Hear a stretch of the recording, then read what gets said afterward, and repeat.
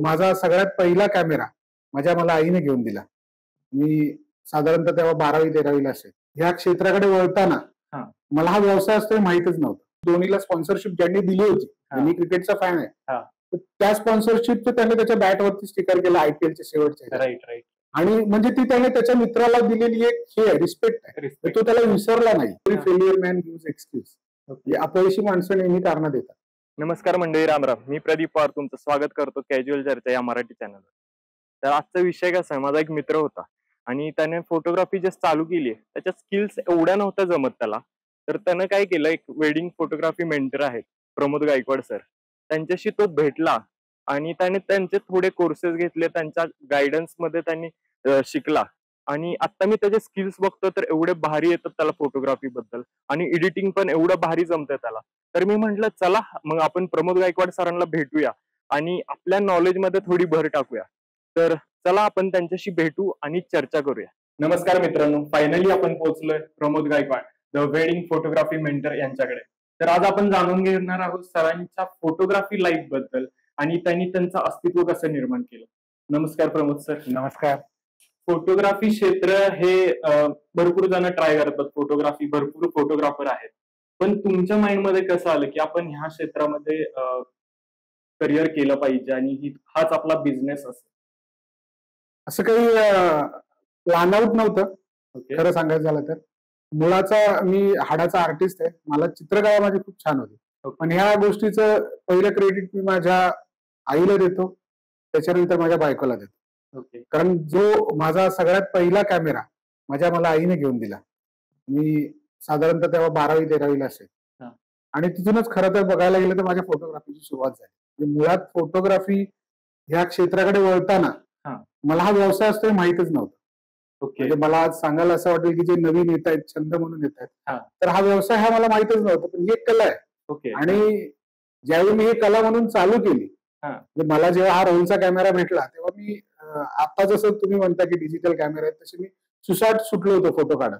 मग कुठले फंक्शन्स म्हणा, बट फंक्शन पेक्षा जास्त करून त्यावेळी पिकनिक्स व्हायचे. आमचा ट्रेकिंगचा ग्रुप होता, आम्ही त्याला जाऊन तिथे फोटोग्राफ्स काढायचे. आज माझ्याकडे ट्रंक भरलेली आहे फोटो. सो माझ्या आईला ते माहिती होतं, कदाचित म्हणतात की आतमध्ये असतं की आई प्रत्येक आठवणी जतन करून ठेवायची. कदाचित ते माझ्यात आलं की बाबा प्रत्येक गोष्टी जतन करून ठेवायची. मग मी कुठे पिकनिकला गेलोय, कुठल्या फंक्शनला गेलोय, ह्या सगळ्या गोष्टी मी जतन करून ठेवत होतो. आणि ते ठेवत ठेवत ठेवत ज्यावेळी ऍट द एंड मला कळलं की अरे आपल्याला काहीतरी करायला पाहिजे. तर मी कॉलेजमध्ये असताना फक्त असं म्हटलं होतं की I want to go and settle in my native place. But काय करायचं हे माहित नव्हतं. काय पण नोकरी नाही करणार एवढं नक्की होतं. नोकरी करायचं नाही हे पहिल्यापासूनच नक्की होतं. बर, जे तुम्हाला नोकरी नव्हती करायची, मला असं काहीतरी बिझनेस करायचा, बट तो छंद पण जोपासला पाहिजे. आता विषय काय होतो की मुलं शिक्षण करतात आणि म्हणतात चला जॉब करूया, आपल्याला काही घेणं देणं नाहीये, छंद हा लिमिटेड ठेवतात. नाहीतर आता एक लिमिटेड एज पर्यंत ठेवतात, 16-18 वयापर्यंत ठेवतात, मला ह्यात करायचंय. पण नंतर जसं शिक्षणात जातात, डिग्री करतात, त्याच्यानंतर म्हणतात चला आता 9 to 5 करूया. तर ते तुम्ही नाही हे घेतलं? नाही, जेव्हा मला कळलं की मला हे करायचंय, म्हणजे पहिल्यापासून पण काय करायचंय माहित नव्हतं. फोटोग्राफी चालूच होती, बट फोटोग्राफी हा बिझनेस असतो असं मी त्याच्याकडे कधी त्या दृष्टीने बघितलं नव्हतं. अच्छा. बट ज्यावेळी मग ह्याचं दुसरं क्रेडिट म्हणजे माझा भाऊ आणि माझी बायको. ज्यावेळी सडनली फॅमिली इन्सिडेंट झाला आणि मला काही म्हणजे कारणास्तव माझी जॉब सोडायची वेळ आली. तो म्हणतात ना की जे आपण ठरवलंय ते आपल्यासाठी देव कुठून ना कुठून तरी मार्ग काढतो. जे मी बोललो होतो की मला नोकरी करायची नाही, तर ती मला ती संधी चालून आली. की मग मला काय करायचं. त्यावेळी मग माझ्या भावाचा एक मित्र होता, माझा भाऊ होता आणि माझी बायको हे म्हटले की अरे तुला जे येतं तेच कर ना. मग मी विचार केला की हा येतं, पण मग कसं करायचं, कारण माझ्याकडे त्याचं तांत्रिक शिक्षण असं काहीच नव्हतं. बट त्याला मी एक चांगलं उदाहरण देऊ शकतो. मी कोणाची बरोबरी नाही करणार की किशोर कुमार सरांच्या बद्दल आपल्या सगळ्यांना माहिती आहे की मला असं ज्याप्रमाणे मला माहिती आहे की त्यांनी असं काही तेवढं गाण्याचं शिक्षण प्रॉपर असं कुठे घेतलं नव्हतं. त्यांच्या गळ्यात तो एक आवाज होता आणि आज त्याने सगळं जग मंत्रमुग्ध झालंय. मी त्यांची बरोबरी नाही करत आहे, त्यामुळे मला माझ्या घरातल्याने तो विश्वास दिला मित्रांनी, अरे तू असं आता नाही घेतलंय तर तुला येतंय ते आणि तू करू शकतो. आणि मग त्या कॉन्फिडन्सने मी ठरवलं की नाही आता मला बिझनेस करायचा. आणि मी वेडिंग फोटोग्राफीमध्ये उतरलो. तुम्ही म्हणालात की जॉब करत होता आधी, त्याच्यानंतर काही इन्सिडेंट झाला आणि तुम्ही ह्या फोटोग्राफी क्षेत्रात छंद होता तो तुम्ही कंटिन्यू केला ऍज अ बिझनेस, राईट? मग किती वर्ष झाली या फोटोग्राफी क्षेत्रात तुम्ही आहे? 20-22 वर्ष झाली माझ्या हिशोबाने. फुल्ली प्रोफेशनली 15 वर्ष पकडू आपण. कारण पहिली वर्ष फोटोग्राफर म्हणून मी जसं हॉबी म्हणून केली. बरीचशी लोक मिळत गेली. पण माझं आजच्या पिढीला हेच सांगणं आहे म्हणजे की ह्या क्षेत्रामध्ये तुम्ही नक्की या, प्रॉपर वेने या आणि ह्यात पैसा खूप आहे. म्हणजे आता आजकालची पिढी कशी असते की कॅमेरा घेतला मे बी 15-20,000 मध्ये सेकंड हँड घेतात आणि फोटोग्राफी चालू करतात. It is not professional. थोडं असं त्यांना रॉ मटेरियल येते, त्यांच्यावरती थोडं गायडन्स झालं पाहिजे. त्यांच्यासाठी तुमचं काय मार्गदर्शन असेल की त्यांनी कसं त्याच्याकडे बघावं? नाही, कसं आहे, माझं असं स्वतःचं वैयक्तिक मत आहे की तुम्ही कुठल्याही क्षेत्रात कुठल्याही व्यवसायात यायच्या आधी तुम्हाला त्याची आवड असणं फार जसं गरजेचं आहे तसं तुम्हाला गरज सुद्धा असणं गरजेचं आहे. आवड आणि गरज म्हणजे काय की आवड, त्या क्षेत्राची आवड म्हणजे त्या कलेची आवड असणं, पण त्या आवडीमधून तुम्हाला त्याचा पैसा आला पाहिजे. म्हणजे आवडीने पोट नाही भरत. बरोबर. म्हणजे जसं माझी आवड होती त्यावेळी माझ्याकडे जॉब होता. ज्यावेळी माझा जॉब गेला तेव्हा त्या आवडीचं मला पैशात कन्वर्ट करता आलं पाहिजे. म्हणजे मी आज सांगू शकतो की ज्यावेळी मी आलो तेव्हा माझ्याकडे एक साधा त्यावेळी 30-40 हजाराचा कॅमेरा मला जो आईनेच मला पैसे घेऊन दिला होता. माझ्याकडे कॅमेरा घ्यायला सुद्धा पैसे नव्हते. आज तुम्ही माझ्याकडे जे 3-3, 4-4 बॉड्या बघताय कॅमेऱ्यांच्या किंवा लेन्सेस बघताय ते तिथून शून्यातून सुरुवात झाली. म्हणजे कॅमेरा दिला म्हणजे पहिला कॅमेरा मला तिने घेऊन दिला. हे थोडं जरा ऐकायला वेगळं वाटतं. घरातून तुम्हाला एवढा सपोर्ट भेटला तेव्हा?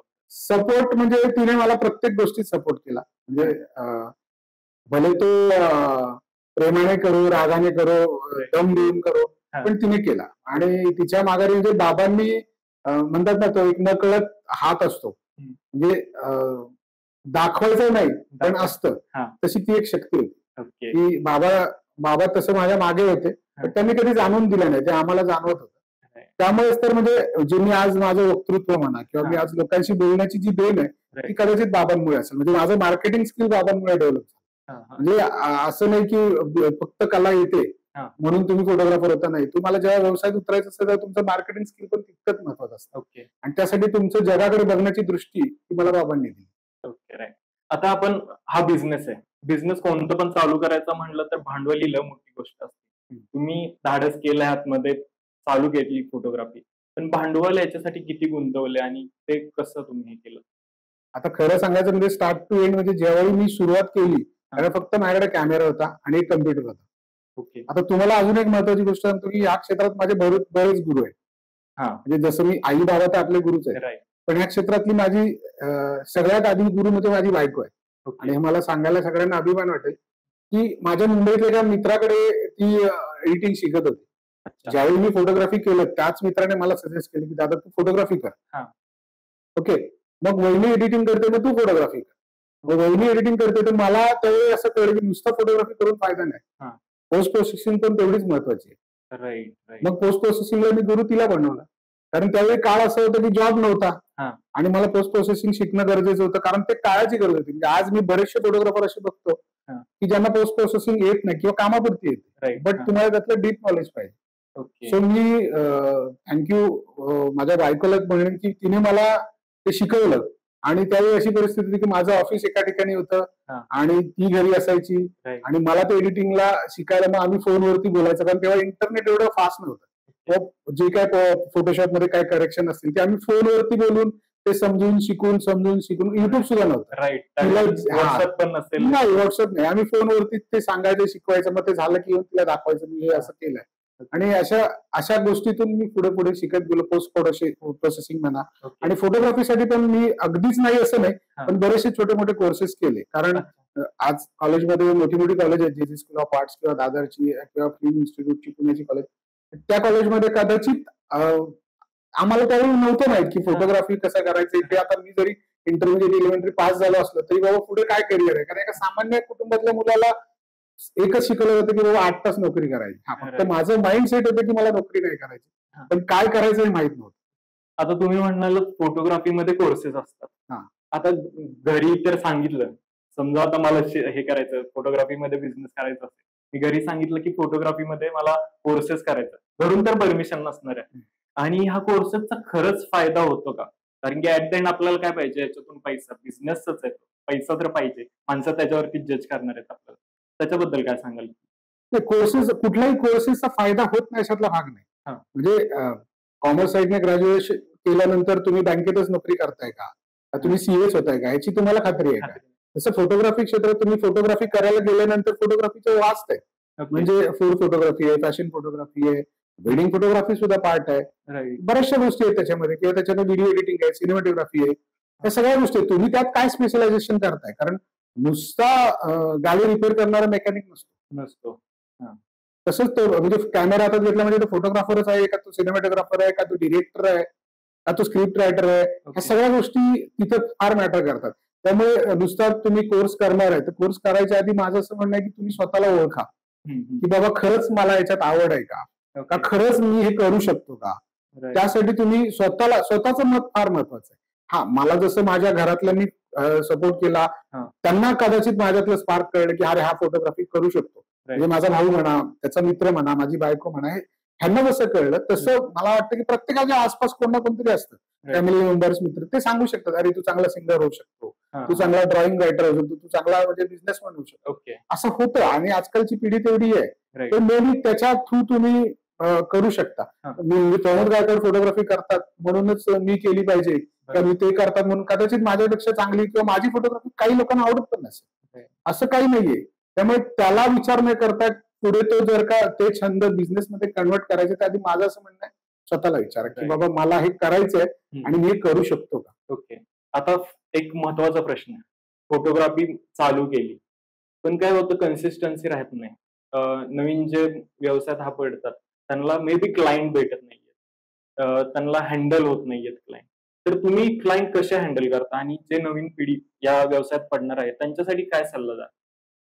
सगळ्यात महत्वाचं कसं आहे माहितीये का, क्लायंट हँडल करण्यासाठी क्लायंटचं स्टडी करणं फार गरजेचं आहे. मी असं सजेस्ट करेन, प्रत्येकाची ट्रिक वेगळी असते. बिझनेस करायचा म्हणजे 5 रुपयाला पण वडापाव मिळतो, 40 रुपयाला पण मिळतो. बरोबर. रेसिपी सेम असते, इकडे तिकडे थोडी असते, पण मार्केटिंग फंडा असतो आणि तो फंडा ज्याला जमला तो मार्केटमध्ये सक्सेस झाला. म्हणजे क्लायंटला हँडल करणं म्हणजे ज्यावेळी तुम्ही क्लायंटची रेखी करणं फार महत्वाचं आहे. किंवा जो क्लायंट आज 1-2 लाखाचा हॉल घेतोय, 4 लाखाचा हॉल घेतोय, 60-70 हजाराची साडी किंवा ड्रेसेस घेतोय, त्या क्लायंटला तुम्ही कसं हँडल करणार, त्याचा अभ्यास करणं फार गरजेचं आहे. त्या क्लायंटला तुम्ही साधं काम दाखवून देऊन तो तुम्हाला कधीच हायर नाही करणार. त्यासाठी तुमचं प्रोफाईल स्ट्रॉंग असणं फार गरजेचं आहे. आणि आता मार्केटमध्ये एक ट्रेंड आला की जे नवीन नवीन चालू करतात, नाही तर आहेत काय काय की मे बी आता तुम्ही 25,000 मध्ये 25K मध्ये तुम्ही हे देणार, फोटोग्राफी करून देताय, बट जे आहेत की काय काय 15 मध्ये 20K मध्ये देतात, मग ते कसं ओव्हरऑल हे करतात, ते आपले कॉम्पिटिशन थोडक्यात झाले. बघा, व्यवसायात कॉम्पिटिशन असणं फार गरजेचं आहे आणि आहेच. कोणी 10,000 करतंय, कोणी 25,000 करतंय, कोणी 2 लाखात करतंय, कोणी 10 लाखात करतंय. हा व्यवसाय आहे, म्हणजे जग फार मोठं आहे. माझं त्या फोटोग्राफरना किंवा त्या व्यावसायिकांना एवढंच म्हणणं आहे की तुम्हाला परवडत असेल ना तर फुकटमध्ये पण करा. तुम्हाला परवडत असेल तर फुकटमध्ये करा, त्याच्याशी तुम्हाला कोण असं पकडून आणणार नाही ना. बरोबर. अरे तू का फुकटमध्ये केलं, नाही बघू शकत. बट लाईफ मध्ये म्हणजे म्हणतात ना, लंबी रेस का घोडा बनना है, तू सोचो की आज जर का मी फुकटमध्ये केलं, ज्याच्यासाठी मी फुकटमध्ये केलं तो जेव्हा माझ्यावरती संकट येईल तर तो मला मदत करेल का. जसं आता कोरोना होऊन गेला, म्हणजे कोरोनामध्ये ती 2-3 वर्ष गेली, त्याच्यामध्ये प्रमोद गायकवाडने बसून खाल्लं, म्हणजे कोरोनाची बिलं दिली, सगळे केलं, म्हणजे त्याचं सेव्हिंग तेवढं ठेवलं होतं त्यांनी त्याची लाईफस्टाईल जगला कुठलंही टेन्शन न घेता, म्हणजे स्वतः कोरोना पॉझिटिव्ह होऊ.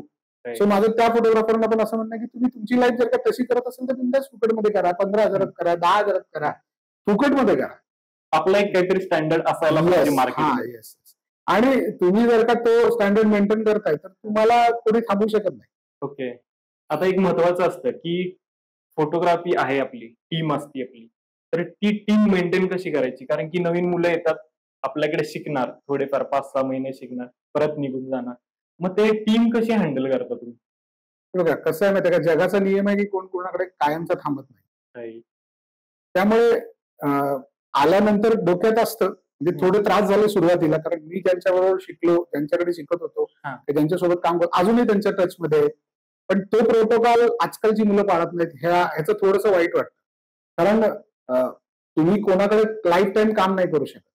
राईट. म्हणजे आज फार असं कमी आहे की अंबानींच्या ग्रुपमध्ये मला माहित नाही कदाचित, पण असेल की त्यांच्या ग्रुपमध्ये काय लाईफ टाईम काम करणारे त्यांचे सीईओ वगैरे आहेत का, ते सोडून जातच असतात. तसंच आहे, आपली काही एवढी मोठी फर्म नाहीये, सोडून जात असतील, येत असतील, बट त्यांनी जाताना किंवा जे शिकले ते मागचं कधी विसरू नये. म्हणजे असं म्हटलं जातं की बाबा मी पुढे जातो तेव्हा मागचं कधी विसरू नये. म्हणजे आता कालचं आता एक उदाहरण बघितलं तर मी कालच ऐकलं की धोनीनी जिथून धोनीला स्पॉन्सरशिप ज्यांनी दिली होती, मी क्रिकेटचा फॅन आहे, त्या स्पॉन्सरशिपचं त्याने त्याच्या बॅटवरती स्टिकर केलं आयपीएलच्या शेवटच्या. राईट.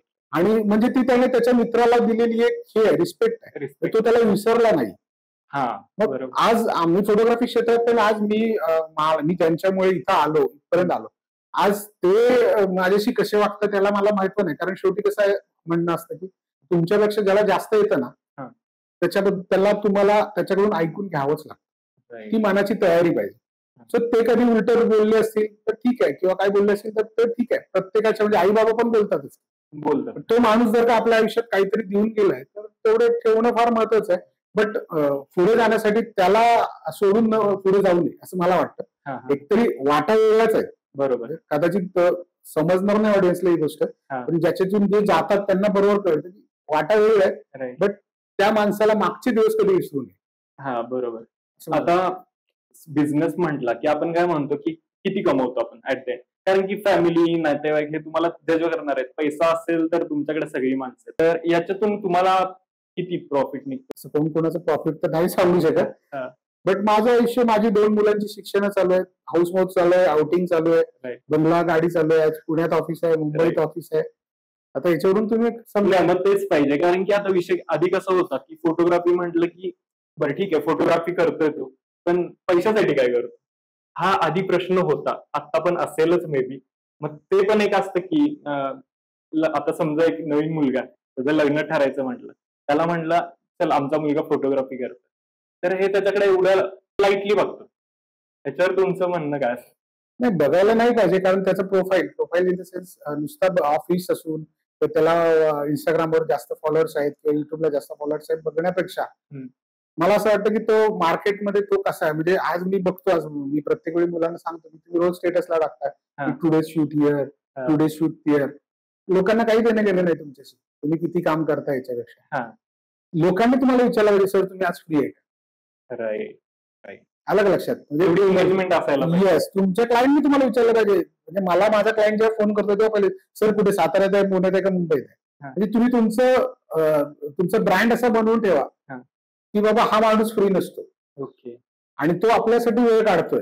म्हणजे माझं क्लायंट, म्हणजे मला अभिमान वाटतो की बाबा माझं क्लायंट मला असं विचारतं सर फ्री आहे का, सर आज वेळ आहे का तुम्हाला. आणि तुमच्या या असल्या स्टेटसमुळे काय होतंय की लोक तुम्हाला विचारतच नाहीत.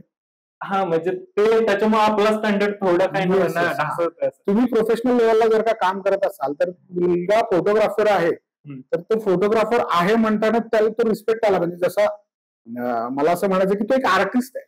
ओके. तो एक आर्टिस्ट आहे, त्या आर्टिस्टला जो रिस्पेक्ट मिळाला पाहिजे ना तसं त्यांनी वागलं पाहिजे. त्याला ती लोक दोषी नाहीये, बघणारी लोक दोषी नाहीत. कधी आपण जेव्हा माझ्या लाईफचा एक मोटिव्ह आहे, म्हणजे मी पंचलाईन तयार करतो, every failure man gives excuse. अपयशी माणसं नेहमी कारणं देतात. राईट, बरोबर. म्हणजे तो फोटोग्राफी होऊ शकला नाही, फोटोग्राफर जाऊ शकला नाही, दुसरे ठरवतात. म्हणजे आज जेव्हा मी फोटोग्राफी केली असेल तर का माझ्या 4-5 फॅमिली मेंबर्स व्यतिरिक्त मला बऱ्याच लोकांनी मूर्ख अरे चांगल्या पगाराची नोकरी सोडली की सोडली वरून मुंबई सारखं शहर सोडलं, अलग लक्षात. पण त्यांच्या प्रश्नाला उत्तर मी माझ्या कामातून दिली. आणि हा प्रवास एकदम असा सोपा तर नसेल, खडतर झाला असेल, मध्ये प्रत्येकाचा असतोच. म्हणजे असं मी की असं वेगळा नाही केला, म्हणजे प्रत्येक संसार प्रपंचामध्ये ह्या सगळ्या गोष्टी असतात. माझं फक्त नवीन मुलांना एवढंच सांगणं आहे की जे काही लाईफमध्ये तुमच्या स्ट्रगल्स येतील ना त्याचं डाऊ करत बसू नका, त्याला उत्तर देत पुढे निघा. आता विषय कसा झाला तरुण पिढीचा, लगेच पाहिजे इन्स्टंट. म्हणजे आता मी मिळणार ना, तुम्हाला मिळणार, इन्स्टंट मिळणार. तुम्ही त्यासाठी योग्य आहात का? म्हणजे आज मला असं म्हणायचं की मला ब्लेम नाही करायचं की तुम्ही इंजिनिअरिंग करताय, तुमच्या आई वडिलांनी तुमच्यासाठी इंजिनियर व्हायचं स्वप्न बघितलंय, तुम्हाला फार्मासिस्ट व्हायचं, पण मॅक्झिमम आमच्या फील्डमध्ये इंजिनियर आलेत म्हणून म्हणतो की तुम्हाला इंजिनियर व्हायचंय. इंजिनिअरिंगसाठी तुम्ही गेला, इंजिनिअरिंगसाठी एवढे पैसे खर्च केले आणि नंतर इंजिनियर झालात किंवा मधूनच इंजिनिअरिंग सोडून तुम्ही म्हणता की आता मी फोटोग्राफी करणार, त्यांचा विचार करा.